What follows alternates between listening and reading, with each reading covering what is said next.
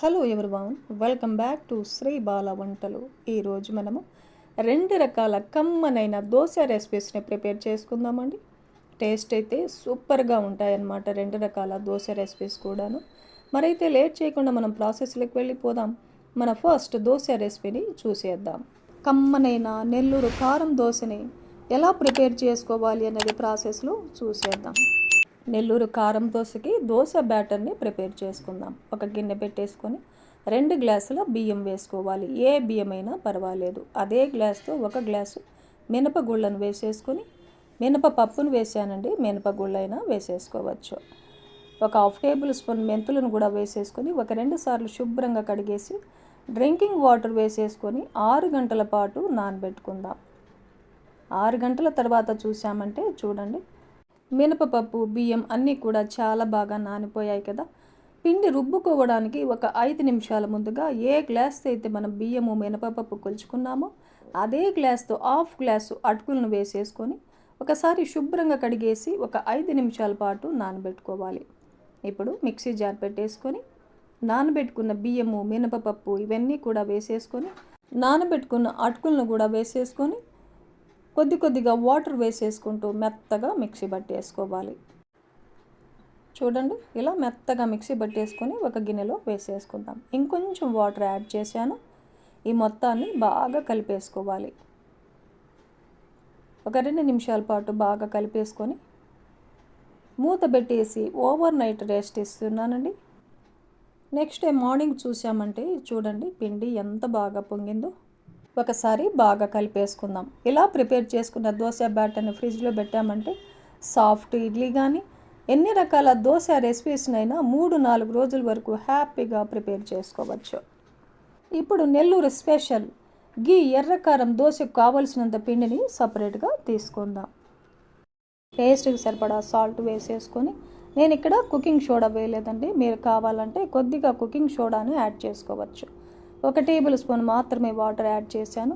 Dosa batter కొంచెం ఇలా టైట్గా ఉండాలన్నమాట, మరీ లూజ్గా ఉండకూడదు. దోశ బ్యాటర్ ఈ కన్సిస్టెన్సీలో ఉంటే సరిపోతుంది. ఇప్పుడు నెల్లూరు కారం దోశకి ఎర్ర కారాన్ని మనం రెడీ చేసుకోవాలి. ఒక గిన్నె పెట్టేసుకొని 10 ఎండుమిర్చి వేసాను. హాట్ వాటర్ను వేసేసుకొని ఒక అరగంట పాటు నానబెట్టుకోవాలి. వేడి నీళ్ళలో నానాయంటే ఆ మిర్చి ఘాటు తగ్గుతుందనమాట. అరగంట తర్వాత ఒక మిక్సీ జార్ పెట్టేసుకొని నానబెట్టుకున్న ఎండుమిర్చిని వేసేసుకుందాం. ఒక పెద్ద ఉల్లిపాయని ఇలా చిన్న పీసెస్గా కట్ చేసి వేసేసుకోవాలి. చిన్నవైతే 2 తీసుకుంటే సరిపోతుంది. ఇప్పుడు ఒక 1/2 టేబుల్ స్పూన్ జీలకర్ర, టేస్ట్ సరిపడా సాల్ట్ వేసేసుకొని ఒక 4-5 వెల్లుల్లిపాయలని పొట్టు తీసేసి వేసేసుకొని వాటర్ వేయకుండా ఇలా మెత్తగా మిక్సీ పట్టేసుకొని ఒక బౌల్లో తీసుకున్నామంటే ఎర్రకారం మనకు రెడీ అయిపోతుంది. ఇప్పుడు పల్లీ చట్నీని ప్రిపేర్ చేసుకుందాం. స్టవ్ ఆన్ చేసుకొని ఒక ప్యాన్ పెట్టేసుకుందాం. 1 టేబుల్ స్పూన్ ఆయిల్ వేసేసుకోవాలి.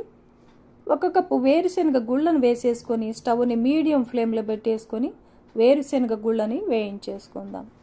వేరుశనగ గుళ్ళని మీడియం ఫ్లేమ్లో వేయించుకోవడం వల్ల పప్పు లోపల భాగం కూడా వేగి చట్నీ కమ్మదనం వస్తుందండి. పల్లీలు వేగిన తర్వాత 1 టేబుల్ స్పూన్ జీలకర్ర వేసేసుకుందాం. ఒక 5-6 పచ్చిమిర్చిని వేస్తున్నానండి, మీరు మీ టేస్ట్కి తగినట్టు పచ్చిమిర్చిని వేసుకోవచ్చు. కొద్దిగా చింతపండుని 1 ఇంచి అల్లాన్ని ఇలా చిన్న ముక్కలుగా కట్ చేసి వేసేసుకొని వేయించేసుకుందాం. ఇప్పుడు ఒక 2 టేబుల్ స్పూన్లు పుట్టాల పప్పును కూడా వేసుకొని మరో నిమిషం పాటు వేయించుకోవాలి. పుట్నాల పప్పు కూడా వేగిన తర్వాత ఒక చిన్న కట్ట కొత్తిమీరని శుభ్రంగా కడిగేసుకొని కొత్తిమీరని 2గా కట్ చేసి వేసేసుకోవాలి. మరో 2 నిమిషాల పాటు వేయించుకుందాం. కొత్తిమీర కూడా బాగా వేగిన తర్వాత స్టవ్ ఆపేసుకొని చల్లారిన తర్వాత మిక్సీ జార్లు వేసేసుకోవాలి. టేస్ట్కి సరిపడా సాల్ట్ను కూడా వేసేసుకుందాం. ఒక 4-5 వెల్లుల్లిపాయలని పొట్టు తీసేసి వేసేసుకోవాలి. మిక్సీ పట్టేసుకుందాం. తగినన్ని వాటర్ వేసేసుకొని మెత్తగా మిక్సీ పట్టేసుకొని చట్నీని ఒక గిన్నెలో తీసేసుకొని చట్నీకి పోపును కూడా పెట్టేసుకున్నామంటే మరింత టేస్టీగా ఉంటుంది కదండి. స్టవ్ ఆన్ చేసుకొని బాండిల్ పెట్టేసుకొని ఒక 2 టేబుల్ స్పూన్ల ఆయిల్ వేసేసుకోవాలి. ఆయిల్ హీట్ ఎక్కిన తర్వాత ఒక 1/2 టేబుల్ స్పూన్ ఆవాలు, 1/2 టేబుల్ స్పూన్ జీలకర్ర, 1/2 టేబుల్ స్పూన్ మినపగుళ్ళు, ఒక 2 ఎండుమిర్చిని తుంచేసి అలా వేసేసుకోవాలి. కొద్దిగా ఫ్రెష్ కరివేపాకును కూడా వేసేసుకొని ఈ పోపు అంతా వేగిన తర్వాత చట్నీలో కలిపేసుకున్నామంటే కమ్మనైన పల్లి కొత్తిమీర చట్నీ మనకు రెడీ అయిపోతుంది. ఎర్రకారం పల్లి చట్నీ రెడీ అయిపోయింది కదా, దోశను వేసేసుకుందాం. స్టవ్ ఆన్ చేసుకొని దోశ ప్యాన్ పెట్టేసుకొని బాగా హీట్ ఎక్కిన తర్వాత దోశ ప్యాను వాటర్ని స్ప్రింకిల్ చేసి టిష్యూ పేపర్తో తుడిచేసుకోవాలి. దోశ బ్యాటర్ వేసేసి పల్చగా స్ప్రెడ్ చేయాలి. దోశ పచ్చదనం పోయిన తర్వాత స్టవ్ని లో ఫ్లేమ్లో పెట్టేసుకొని ఒక 2 టేబుల్ స్పూన్లు ఎర్రకారం వేసేసుకొని దోశకంతా స్ప్రెడ్ చేయాలి. ఇలా దోశ మొత్తానికి ఎర్రకారం స్ప్రెడ్ చేసి స్టవ్ని మీడియం ఫ్లేమ్లో పెట్టేసుకొని ఒక టేబుల్ స్పూన్ నెయ్యిని వేసేసుకోవాలి. నెల్లూరు ఎర్రకారం దోశకి నెయ్యితో కాల్చుకుంటేనే టేస్ట్ బాగుంటుందండి. దోశ ఒకవైపు మాత్రమే వేయించుకోవాలి, రెండవ వైపుకు తిప్పకూడదు. దోశ బాగా వేగిన తర్వాత దోశని ప్లేట్లో తీసుకున్నామంటే నెల్లూరు స్పెషల్ నెయ్యి ఎర్రకారం దోశ మనకు రెడీ అయిపోతుంది. ఈ దోశకు కాంబినేషన్గా ఇప్పుడు మనం ప్రిపేర్ చేసుకున్న పల్లి కొత్తిమీర చట్నీ టేస్ట్ సూపర్గా ఉంటుందండి. ఇలాగే మనకు ఎన్ని కావాలంటే అన్ని నెల్లూరు స్పెషల్ ఎర్రకారం దోశల్ని రెడీ చేసుకోవచ్చు. టేస్ట్ చాలా చాలా బాగుంటుందండి. నెల్లూరు స్పెషల్ ఈ ఎర్రకారం దోశను ప్రిపేర్ చేసుకున్నాం కదండి.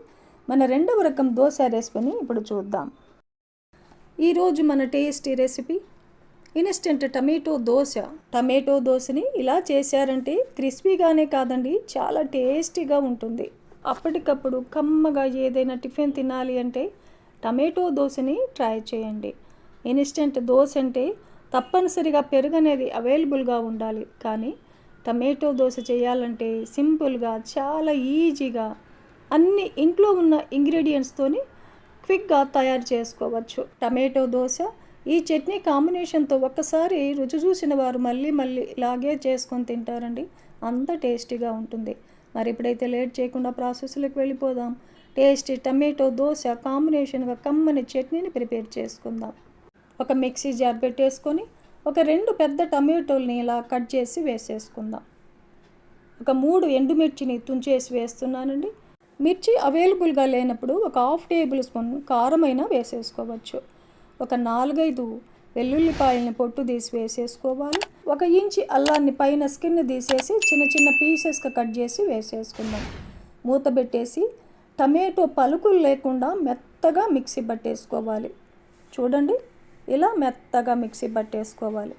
ఇప్పుడు 1 కప్పు బాంబే రవ్వ, సూజీ రవ్వ అంటాం కదా, 1 కప్పు బాంబే రవ్వను వేసేసుకొని అదే కప్పుకి 1/4 కప్పు గోధుమ పిండిని వేస్తున్నాను. బైండింగ్ కోసం గోధుమ పిండి వేసుకోవాలి. 1/2 కప్పు వాటర్ని యాడ్ చేసుకొని మూత పెట్టేసి మెత్తగా మిక్సీ పట్టేసుకోవాలి. చూడండి, ఇలా మెత్తగా మిక్సీ పట్టేసుకొని ఒక మిక్సింగ్ బౌల్లో తీసేసుకుందాం. ఇంకో 1/2 కప్పు వాటర్ని యాడ్ చేసుకొని బాగా కలిపేసుకోవాలి.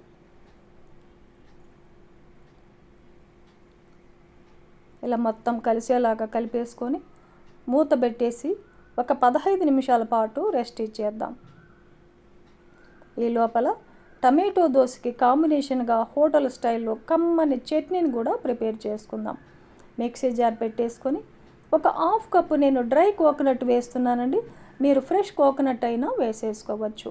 కొబ్బరికి బదులుగా వేయించిన పల్లీలనైనా తీసుకోవచ్చు. ఒక 1/4 కప్పు పుట్నాల పప్పును వేసేసుకొని ఒక 4-5 వెల్లుల్లిపాయలని పొట్టు తీసేసి వేసేసుకుందాం. ఒక 4-5 పచ్చిమిర్చిని తుంచేసి వేస్తున్నాను. మీరు మీ టేస్ట్కి తగినట్టు పచ్చిమిర్చిని వేసేసుకోవచ్చు. టమాటో దోశ కాబట్టి కొంచెం పులుపు ఉంటుంది కదా, అందుకే కొద్దిగా చింతపండుని ఒకసారి శుభ్రంగా కడిగేసి వేసేసుకోవాలి. 1 ఇంచి అల్లాన్ని పైన స్కిన్ తీసేసి చిన్న చిన్న పీసెస్గా కట్ చేసి వేసుకుందాం. ఒక 1/2 టేబుల్ స్పూన్ జీలకర్రను వేసేసుకొని టేస్ట్కి సరిపడా సాల్ట్ యాడ్ చేసుకొని మూత పెట్టేసి మిక్సీ పట్టేసుకోవాలి. ఇప్పుడు తగినన్ని వాటర్ వేసేసుకొని ఇంకొకసారి మెత్తగా మిక్సీ పట్టేసుకొని ఒక మిక్సింగ్ బౌల్లో తీసేసుకుందాం. మీకు చట్నీ ఎంత లూజ్గా కావాలనో దానికి తగినట్టుగా వాటర్ని యాడ్ చేసుకోవచ్చు. ఒకసారి బాగా కలిపేసుకొని చట్నీకి పోపును కూడా పెట్టేసుకుందాం. స్టవ్ ఆన్ చేసుకొని పోపు గరిటెను పెట్టేసుకొని 1 టేబుల్ స్పూన్ ఆయిల్ వేసేసుకోవాలి. ఆయిల్ హీట్ ఎక్కిన తర్వాత ఒక 1/2 టేబుల్ స్పూన్ ఆవాలు, 1/2 టేబుల్ స్పూన్ జీలకర్ర, 1 టేబుల్ స్పూన్ మినపగుళ్ళను వేసేసుకొని ఒక 2-3 ఎండుమిర్చిని తుంచేసి అలా వేసేసుకొని ఈ పోపునంతా బాగా వేయించేసుకుందాం. పోపు అంతా బాగా వేగిన తర్వాత కొద్దిగా ఫ్రెష్ కరివేపాకును కూడా వేసేసుకొని ఈ పోపుని చట్నీలో కలిపేసుకున్నామంటే కమ్మనైన హోటల్ స్టైల్ కోకోనట్ చట్నీ మనకు రెడీ అయిపోతుంది. ఈ చట్నీ టమాటో దోసకే కాదండి, మనం రోజు చేసుకునే ఇడ్లీ, పొంగలి, ఉప్మాకు కూడా చాలా బాగుంటుంది. చట్నీని ప్రిపేర్ చేసుకున్నాం కదండి. 15 నిమిషాల తర్వాత మూత తీసి చూసామంటే రవ్వ వాటర్ని అబ్జర్వ్ చేసుకొని కాస్త గట్టిపడింది. ఒకసారి మొత్తాన్ని బాగా కలిపేసుకొని టమాటో దోశ క్రిస్పీగా రావడానికి ఒక 1/2 టేబుల్ స్పూన్ కుకింగ్ సోడా వేసాను. టేస్ట్కి సరిపడా సాల్ట్ని యాడ్ చేసుకొని ఇంకొక 2 టేబుల్ స్పూన్లమైన వాటర్ని యాడ్ చేసుకొని మొత్తం కలిపేసుకోవాలి. బ్యాటర్ కన్సిస్టెన్సీ మరీ లూజ్గా కాకుండా మరీ గట్టిగా లేకుండా ఇలా ఉండాలన్నమాట. ఇది కరెక్ట్ కన్సిస్టెన్సీ. ఇప్పుడు స్టవ్ ఆన్ చేసుకొని దోశ ప్యాన్ పెట్టేసుకుందాం. వాటర్ని స్ప్రింకిల్ చేసి టిష్యూ పేపర్తో తుడిచేసుకోవాలి. స్టవ్ని మీడియం ఫ్లేమ్లో పెట్టేసుకొని దోశ బ్యాటర్ను వేసేసుకొని గరిటెను మధ్యలో పెట్టుకొని ఇలా సర్కిల్ లాగా తిప్పామంటే రౌండ్ షేప్లో దోశ వస్తుంది, హోటల్లో లాగా. దోశని మీడియం ఫ్లేమ్లో వేయిస్తున్నాం కాబట్టి దోశ ప్యాన్ని ఇలా తిప్పుకుంటూ దోశ మొత్తం బాగా వేగేలాగా వేయించుకోవాలి. దోశ పచ్చిదనం పోయిన తర్వాత 1 టేబుల్ స్పూన్ ఆయిల్ను వేసేసుకోవాలి. ఆయిల్ వేయకుండా కూడా దోశల్ని కాల్చుకోవచ్చు. దోశని మీడియం ఫ్లేమ్లో ఒకవైపు మాత్రమే కాల్చుకోవాలి. చూడండి క్రిస్పీగా ఎంత బాగొస్తున్నాయో దోశలు. దోశని ఇలా వేయించేసుకొని ప్లేట్లో తీసుకోవడమే. ఇప్పుడు మనము ఇంకొక దోశని కూడా వేసేసుకుందాం. మీరు కావాలంటే దోశ మీద సన్నగా తరిగిన ఉల్లిపాయ ముక్కల్ని, పచ్చిమిర్చి ముక్కల్ని, కొత్తిమీరని, అల్లం తరుగుని వేసేసుకుని కూడా దోశల్ని కాల్చుకోవచ్చు. ఇలాగే మనకు ఎన్ని కావాలంటే అన్ని దోశలను వేసేసుకోవచ్చు. చూస్తుంటేనే తెలుస్తుంది కదండి క్రిస్పీగా దోశలు ఎంత బాగొస్తున్నాయో. వేడివేడిగా సర్వ్ చేయండి. కమ్మగా ఏదైనా టిఫిన్ తినాలి అన్నప్పుడు ఇన్స్టెంట్గా అప్పటికప్పుడు ఈ టమాటో దోశ కాంబినేషన్గా కొబ్బరి చట్నీని ప్రిపేర్ చేసి ఫ్యామిలీకి అందివ్వండి. ఈ టమాటో రవ్వ దోశని ఎంజాయ్ చేస్తూ తినేస్తారనమాట. చూశారు కదండి, కమ్మనైన 2 రకాల దోశ రెసిపీస్ని ప్రిపేర్ చేసుకున్నాం కదా. ఈ ప్రాసెస్లో ఈ దోశ రెసిపీస్ని మీరు ఇంట్లో ప్రిపేర్ చేయండి. ఫ్యామిలీలో చిన్న పిల్లల దగ్గర నుంచి పెద్దవారి వరకు కమ్మగా ఎంజాయ్ చేస్తూ తినేస్తారండి. అంత టేస్టీగా ఉంటాయి. ఈ వీడియో నచ్చితే లైక్ చేయండి, షేర్ చేయండి, సబ్స్క్రైబ్ చేయండి. థ్యాంక్ యూ అండి. Thanks for watching.